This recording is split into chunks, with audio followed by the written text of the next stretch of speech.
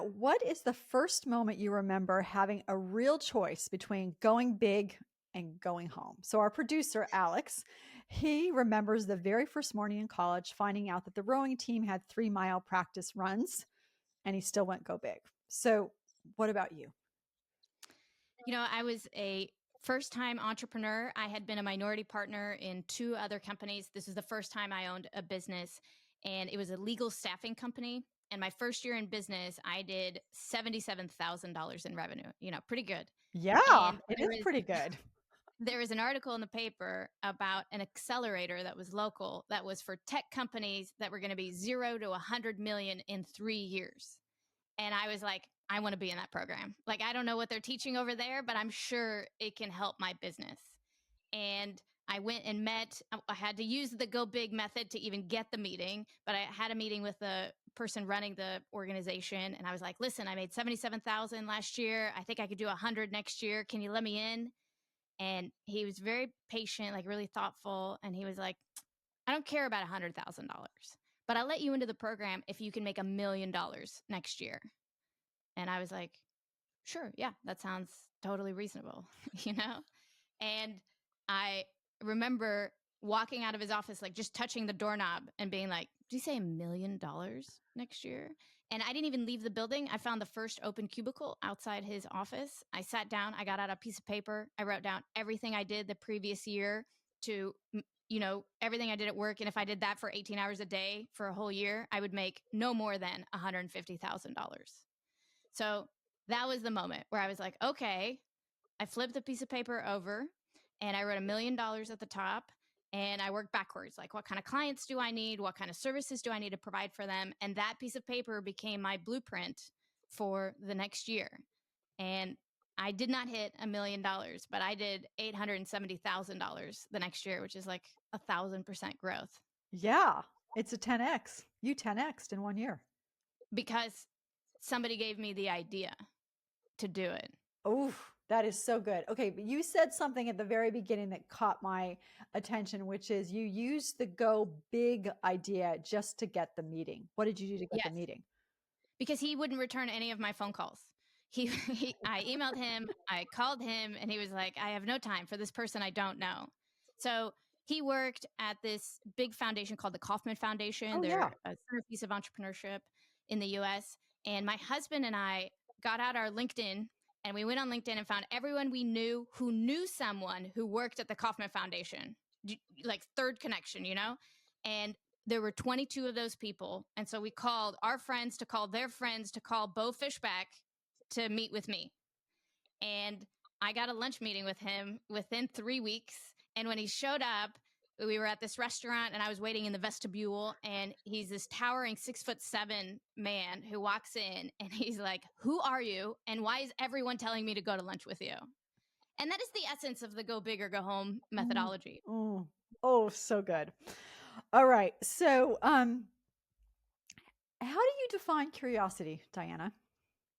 I define it as the space between what we currently know and what we don't know. And most of us show up to work with no space. We have a to-do list instead of space.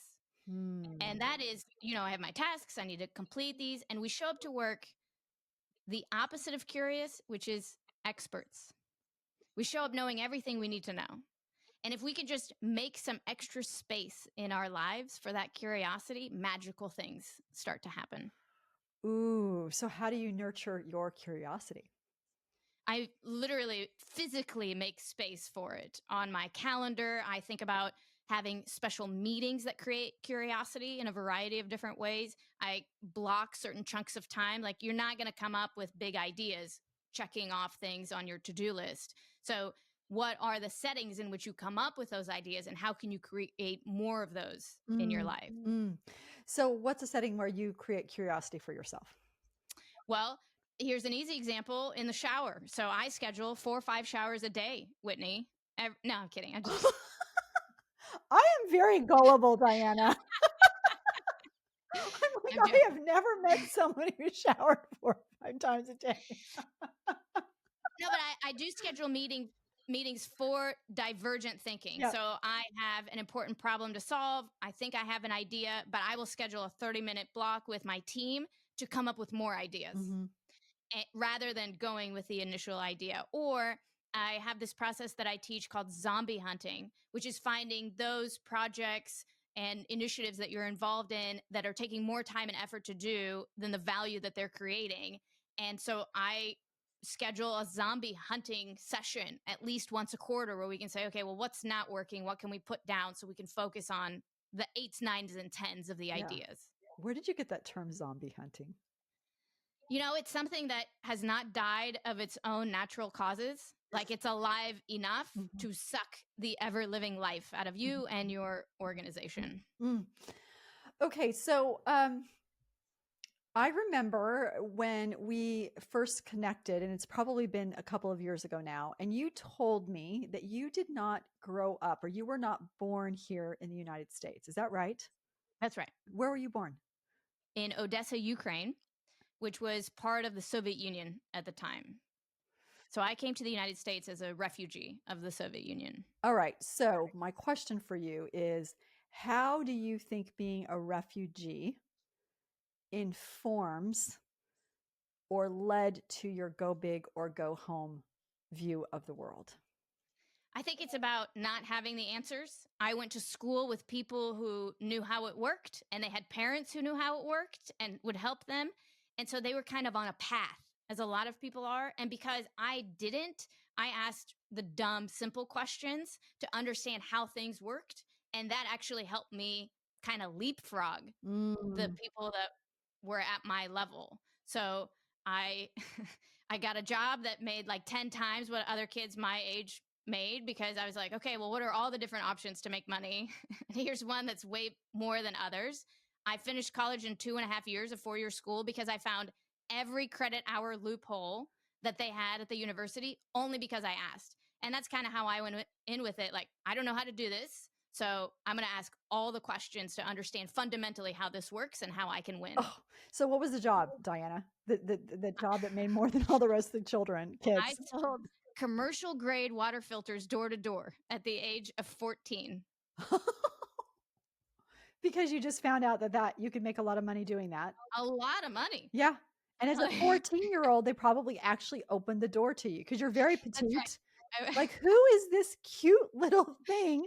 So I hope that was did not sound pejorative, but like this cute girl is selling me commercial grade water filters, and they That's probably right. And she sounds like she knows what she's talking about.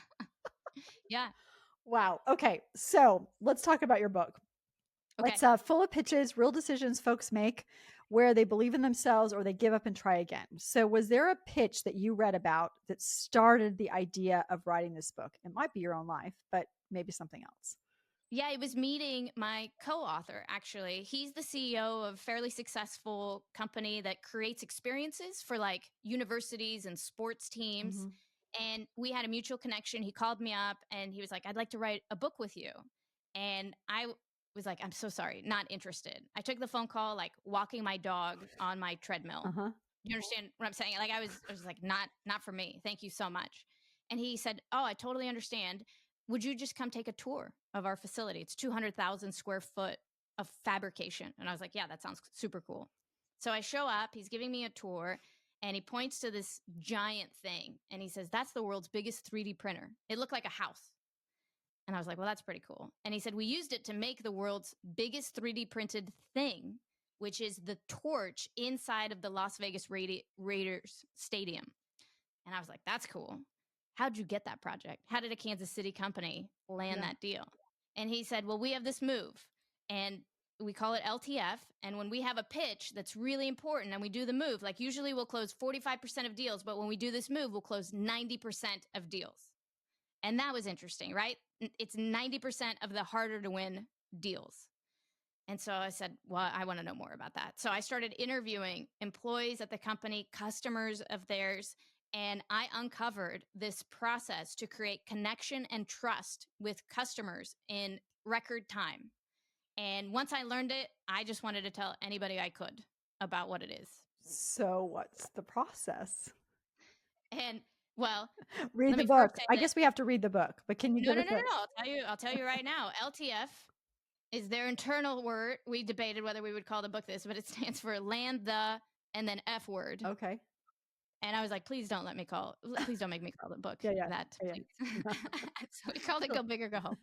A much more G-rated title. Thank you so much. Yes. And inside the book, we detail it's really about adding a little piece of magic Mm, to your interaction with people. And the 5 tools that we offer, there's like 5 different ways to do it. And they spell out the word magic in the book. mm, So we make it surprising. We add elements of surprise. We research the people that we're talking to at a much deeper level. We give the pitch in the right order. Let me do it in order. We include 3-dimensional objects mm. and we co-create with them. Wow. That is magical. Oh, so good. Okay, so is there a pitch that you would like to share with us, just to give a teaser, that went well because you applied magic? Yeah, well, let's do it right now, Okay, Whitney. let's I do it. mean, we're having a podcast and people show up and adding a little bit of surprise is about doing something ordinary in non-ordinary ways. Do you understand what I'm saying? So, adding anything that could be shocking to the system, I don't know, starting with some Star Wars music and a lightsaber. Where did that come from? I don't know. Could really change the dynamic of an interaction. Look at your smile. We are no longer having a professional podcast interview. Now we're having a moment Uh-huh. together. Uh-huh. One of the elements of magic is to include 3-dimensional objects because oftentimes we talk about ideas that are hard to imagine. Like we're pitching B2B deals, which are usually B2B stands for boring to boring. You know, everybody on the room's thinking about getting their car detailed, getting new tires, other things about their car, Mhm, as opposed to what you're saying. mhm. And if we can bring it in, if we can manifest what we're talking about into a 3D conversation, it becomes a lot more memorable and a lot more special. So I actually think that people should show up to meetings with some kind of a gift, a thoughtful gift for the people that they're talking to. And I brought one here for you today, Whitney. What's the gift, Diana? Well, I'm a big fan, and you're constantly teaching people about S curves. And I bet you don't have one of these, but I made you a whiteboard with your S curve so that whenever you're having a podcast or a discussion with somebody, you could be like, oh, well, you're here, you know? And we need to move up the S curve. It's really hard for me to do reverse on my camera. We Yeah, need to I move up had to the S practice a curve. lot to do the reverse. Do you have one of these? Now I do because you're giving Yeah, me now you one. do. Yeah, This is like one of the proudest things. Look how beautiful it it is. is Look at, beautiful, Diana. I gotta say, wow. Okay, and you just put magic into the conversation. And another way that you surprised was when you told me you took 5 showers a day. yes. Oh, so fun. All right. So, is there a pitch that decided to go home? So, one that you read about that got so close to unlocking the magic and just couldn't. Yes. I think that there are always opportunities where you do your best and you don't win. But the thing about going big and really the essence is to show people how much you really care about them. Like maybe you really care about this deal. I care very much about this interview and you want to show them. Hmm. And if you do that, there is no option to lose because even if you don't get the deal, you can still start to build the relationship. You know, you lose Mm, the deal and you say, I don't care. You know, we're going to be doing this for 30 more years. So let's stay friends. And they say, okay, because you're cool and you were so fun to interact with, I will continue a relationship with you. mm, And so both my co-author and I have examples of, you know, times where we did our best and we tried to add as much magic as possible and didn't get the deal. But we also have stories where we didn't get the deal. And then 3 years later, somebody comes back and says, hey, I've never forgotten that interaction. you didn't get the deal, but you got the relationship. That's right. And Mm, that's your goal. Your goal. And that's what I learned. Writing this book changed my business, which is keynote speaking, mhm, from trying to close deals to trying to start relationships. mm, And I found that it actually helps you close a lot more deals mhm, and you have more fun and you build a deeper connection with people than mm, ever before. mm, mm. Yeah, and I'm thinking about to, I mean, we've been on this conversation for a few minutes and I've laughed, I don't even know how many times. It's and smiled even more. And, going back to Jennifer Acker and Naomi Bagdonis's research, which is when we are able to smile and we're able to laugh, it unleashes all sorts of feel good chemicals. And so, which builds a relationship. Yes. So good. And the last element, Whitney, is to co-create. And so that is, a lot of people show up to a presentation and they have the things that they want to say and get across so that they're understood. But the best of the best, they show up to presentations with holes filled in their content that are for the other side to contribute to, so that you can start really driving and creating an opportunity for them to say yes and. Mm-hmm. And so I would love to throw it back to you and say, as you were thinking about this idea and creating magic, are there any pitches where you went big that stand out for you? Yeah, it's interesting. So as I'm listening to you, I would say this idea of surprise and delight in three-dimensional objects. I think, oh, we could do that, and we don't right now. So that got my wheels turning. What I would say is that in general, the relationships where we've been able to really build them is we do co-create, is we listen and listen and listen, and even say, okay, now let's sit down, let's talk through this. What are your thoughts? And literally create something together. And so I think that's one thing. Okay, so walk me through it again. MAGIC. So walk me through really quickly. M. Make it surprising. Check. Yeah. We did that. A. Analyze them on a deeper level. Okay. Yep. I think we do that. G. You give the pitch in the right order. Can we talk about the order? Yeah, let's talk about the order. See, we already went out of the order. 98% of pitches are in the wrong order. Okay, tell me more. According to research. Yeah. So research says. Typical pitches start like this. Number 1, let me tell you a little bit about myself. Number 2, let me tell you a little bit about us. And then number 3, I'll tell you why you should work with us. Mm-hmm. Okay. That feels very natural because we want them to understand us so that they know who they're doing business with. But the thing is, they could care less about us until they believe that we understand them. And we have all gotten smart enough so that when the client says, how much is it? We're like, no. I'm not going to tell you how much it is until we have some kind of a conversation, right? But when they say, tell me about yourself, we're like, you got it. Let me do that one for you. And that's just as much of a trick. We need to say, I'm here to tell you about myself. But first, I read about this article that you just published, or I saw that your firm is acquired this brand new company that's putting you into the space. What does that mean for your specific practice? Mm-hmm. And before you can show them how you understand them, they're not really paying attention to anything that you're saying. And as soon as you understand them, I mean, it goes back to the Maya Angelou quote: if people don't care how much you know until they know how much you care. Yeah. Got it. That's right. Okay. So that's good. Okay. Then what was I again? Is that the three-dimensional object? Include three-dimensional objects. Okay. I love that. Now can we talk about that one a little bit more? Let's talk some more. Because again, when we're selling B2B services, it's oftentimes this invisible thing. And I have this friend, his name is Abe. He's a cancer researcher, and he has the coolest research. He's trying to figure out how to get T cells to fight cancers on their own, which means if he's successful, no chemotherapy, no radiation for patients, like your whole body just does it. When he goes to conferences, however, and he tries to tell other people who could help him about this, they are all working on something also amazing. So everybody just wants to talk about their medical thing. So my friend Abe had a third friend of ours create a three-dimensional version of a T cell fighting a cancer cell. And it basically looks like a giant golden blob eating a purple blob with some icicles with lights sticking out of it. Okay, so just imagine just like a giant blobbity blob. Yeah. Then he puts on a table, he turns on, it lights up, and then like moths to a light, everyone at the conference just comes to him and they're like, what is that? And he says, oh, let me tell you about my research. And that's what three-dimensional objects do. There is research that talks about how much our brains remembers. There's a hierarchy, and the more senses that we involve, the more our brains will remember. And the biggest punchline of the go big or go home method is it doesn't matter what you say in your pitch or what it is that you're selling if they don't remember any of it, and they forget really quickly.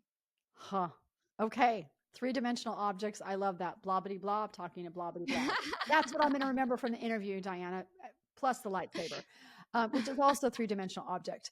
And then C, co-create. So yeah, so back to your question that you asked me, I think the co-creation piece for me is I'm thinking about the word magic. I'm thinking, okay, three-dimensional objects. I'm thinking about asking people more, doing more research. And then, like I said, I think we do the co-create pretty well. But there's an opportunity to create that sparkle that you're describing through making it more playful and more delightful. Yes, and you can add it again. I think about it as doing ordinary things in non-ordinary ways. Mm-hmm. So my favorite example is this woman who was trying to get a job at Nike and couldn't get anybody to interview her. So she put her resume on a cake and sent it to a party at Nike and got a call, within 24 hours. And so Wow. how can we put our content in non-ordinary ways? So as an example, what you can do is inside your messages, you can change your signature line. You can change how you communicate with people. I've started sending more and more video messages to individuals as opposed to straight text. Mm-hmm.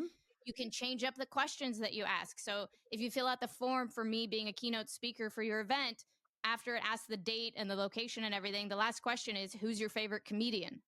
Like, why am I asking that? Because it just changes the dynamic of our interaction immediately Yeah. without me even being there. And so how can you add pieces to your process Mm-hmm. that can add a little bit of magic to it? Mm-hmm. And I actually think that listeners should be thinking about their sales process like a movie, and you should think about your customer as like the hero of the movie. And so pick out some scenes, like they fill out your online inquiry, your first call, and what can you do in each scene to add a little piece of magic to Yeah. it. Oh, so fun. All right. So let's talk a little bit more about you. So you've in your on a number of occasions we've seen pop up in your bios serial entrepreneur. So it sounds like a crime. Can you talk more about that? Yes, I started 10 companies in 10 years in my 20s. I got a law degree because I'm scared of my parents and they really wanted me to get a, higher degree to be safe. But within 12 months of being a lawyer, I was like, this is not for me. What I really want to do is be in business. So I thought about my 20s as my time to like fill my utility belt of skills. And so I tried every different industry, different responsibilities inside companies. So staffing, SaaS software, uh, consulting companies, construction management, real estate, tax prep for truck drivers. Like it went everywhere. And through that process, I figured out what I was good at. I figured out what I enjoyed doing. And I figured out what kind of businesses I definitely did not want to have, which was bars and restaurants, Mm, among others. mm. So what's your superpower, Diana?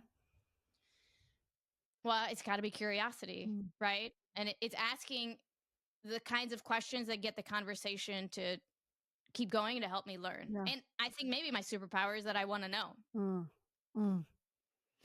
All right. So let's talk about Kansas City. So you spent a lot of time, money, energy improving that city. Yes. Why does it mean so much to you? Oh, it's a great question. I, came here from the Soviet Union and I have traveled around now as a speaker all over the place, but I went to law school in Washington, D.C. And to me, Kansas City is like the perfect combination of kind people and parking spots. I mean, when I lived in DC, we had this disorder where if I was driving and I'd see a parking spot, I'd want to park in it even though I wasn't going there, Mhm. because it's such a difficult, challenging thing to find. And here, like I love the community that I'm a part of.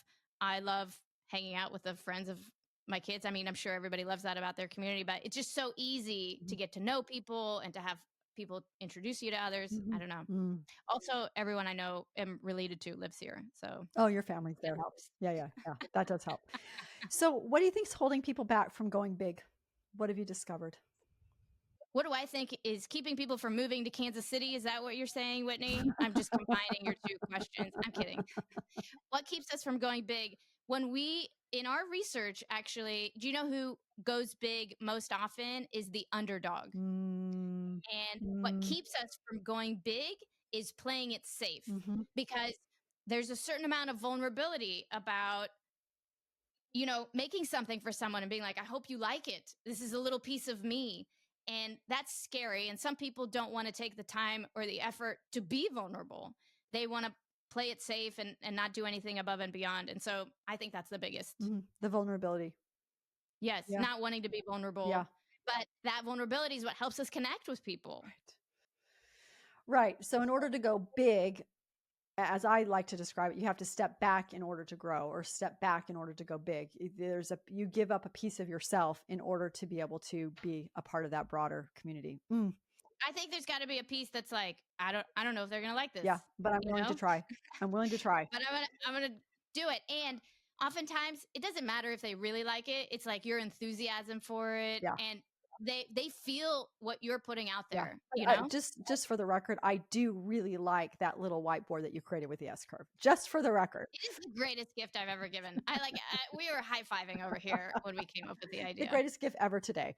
So, in the spirit of going big or going home, you had a New Year's resolution, and I know what it is because I have been privy to it, but I'm going to ask you anyway for purpose of our listeners to do a full split. Actually, I just revealed. Yes, you came on my podcast to help me. Yeah. So Figure talk out about it. How's it going?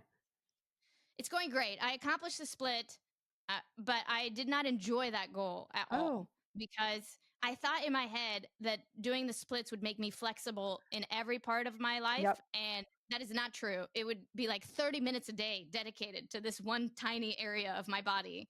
And so it was a very unfulfilling. So what did you do? So what you got that information? What did you do with that information? Oh, I just stopped the training and found a new crazy goal. What's your current crazy goal? I mean, it's so silly. It is the biggest thing I've ever done. This is the ultimate going big, almost scary to talk about. But I started playing tennis this year. Yeah. And also I learned that there is a Jewish Olympics that is held every 4 years. It is the third largest sporting event in the world, behind the World Cup and the actual Olympics. And there are age groups. And so my new goal, and people can follow my efforts on LinkedIn, I'm planning to share my whole journey, is to represent Team USA at the Maccabean Games in Israel. There's a tryout. There's a games in 2024. So I have a year to get really good at tennis. So you're going to go compete in tennis at the Maccabean Games in 2024. That is correct. Singles or doubles? Singles. And how are you doing so far? Well, I have had the physical therapy and the coaching check off that people said that my body is physically capable of doing this. And now I just have to learn how to play tennis. Do you have a coach? It's like a small, I started this year. Okay. And you have a tennis coach? I have a tennis coach, yes. How many? Deliberate practice. Don't try to get good by yourself. How many hours a day are you playing? Well, you don't want to injure yourself immediately because I have played it never and I'm 42. Yeah. So like you really have to limit how much because you could get wrist and elbow and immediately. So anyway, my goal right now is to learn technique and not injure myself. Wow. As a lover of tennis, I applaud that goal. So I'm glad that you're doing this. This is amazing. Yeah, you go. Okay. So for people who are interested in jumping onto a brand new S curve, and you as a curious person, whether it's rowing or flexibility, how do we get started? Because sometimes we can get overwhelmed by the idea of going big or going home. So what recommendations do you have to people who want to go big, but they're a little overwhelmed to go big, but they don't want to go home? What do you recommend? Well, I brought a present for you, Whitney, but I also brought one for everybody who's listening here today. And if you want a free copy of the book, a digital version, you just email me, Diana@dianakander.com, and I'll send you a copy of the book because I think this can make such a big difference to your life and your business. And it'll give you a ton of ideas of how to introduce little things into your interactions with others to add a little bit of magic. Yeah. You just start small. You start with your signature line and you change your signature line from sincerely or, respectfully, I don't know, to something fun. So what does yours say right now? What is your signature line? Well, it depends on who I'm talking to, but oftentimes it's cheers to making new friends. I love that. Okay. So this is kind of an aside, but your ability to give away a digital copy of your book, is it self-published? Yes. Okay. See, it's interesting. I know this is a total aside, but for everybody who's listening, one of the questions that people oftentimes have is like benefits of going with a publisher or self-publishing. Self-publishing, one of the benefits is that you're able to do exactly what you just did is I am going to give away a digital copy of my book. I want to share the message. Yep. Yep. And for me, it's not about making money from the book. It's about getting it out to as many people as possible. I want to give the audio version away to people who buy the physical book. I want to do as many creative things as possible and to do it in a way like you're not used to. So on page 1 of the book is my cell phone number for you to text me while you read the book. So it is an experience like you have not had to show you how to create experiences for other people like they have never had. Yeah, very meta. Okay, so as we start to wrap up, it seems like this book is built on confidence in what you're pitching, but also confidence in yourself. And I'm just wondering what you've kind of alluded to this, but I want to be a bit more explicit around this. What has your journey towards confidence looked like? Oh, just like a very steep S curve, from my very first position in a company where my job was cold calls and I would just cry every day about how terrible I am at sales to today believing it is my strongest skill set. I'm like, let me get anybody. Thanks in part to this book. I think it's about getting enough evidence, no matter how hard your brain is to show it. You just putting yourself out there, even though you're scared, and getting enough evidence back, like, oh, look at this thing that I did and that thing that I did, and using that track record to push yourself to do more crazy things. So I told you about the Maccabean Games. That's not the first goal I've ever set for myself. That is, I have accomplished 5 crazy goals before it that were very difficult and challenging. It is the craziest, but I'm building on, okay, I can do this and I can do this and I can do this. So I have the process to do something really crazy. Okay, you opened a loop. What were the 4 other crazy goals? So the first goal was doing a 10-minute plank. And I ended up doing an 11.5-minute plank. That was part of writing my second book. Somebody in the book did a plank challenge, and I wanted to write about it in a knowledgeable way. So I was like, well, I'll do it. And that felt impossible to me. But I achieved the goal. And then once I did that, I was like, okay, what else can I do? Because this is a fun game now to play. So after that, it was doing a handstand, which took me 2 years. I'm just like the least coordinated person you've ever met. So these physical challenges are things I've never done before. Then it was, I had never done a pull-up. It was doing 20 pull-ups in a row. I got to 10 pull-ups. So pretty solid. Yeah. And then the splits. And thanks to you, I was stuck for a long time on the splits, but you really got me out of my own way. Wait, how did I get you out of your own way? I don't remember. What happened? Oh, I just couldn't push myself to practice. And you asked me these like really great coaching questions about what was standing in my way and why, like what I really wanted to accomplish. It was really like a turning point for me. So you invited me to co-create even back Yes. then, even before you wrote this book. All right. So Diana, what's been useful to you in this conversation? My favorite part is you reflecting on your own process and thinking, oh, we could apply this here and that there. And I love hearing people have that kind of reflection as opposed to just going through a set of questions and being like, I'm going to get through this interview. You're constantly, creating your own feedback loop of how you can improve. Any final thoughts? I just want people to experience how much fun they can have by going big in their life. I think, you are your own like biggest anchor sometimes, but just try it sometimes in the relationships that matter in your life. It could be your spouse, it could be a customer, it could be a prospect, and see how much connection and trust you can create. Diana, this was so much fun. I feel like we went big and we're still we're at home and we still went big, which is awesome. Thank you so much.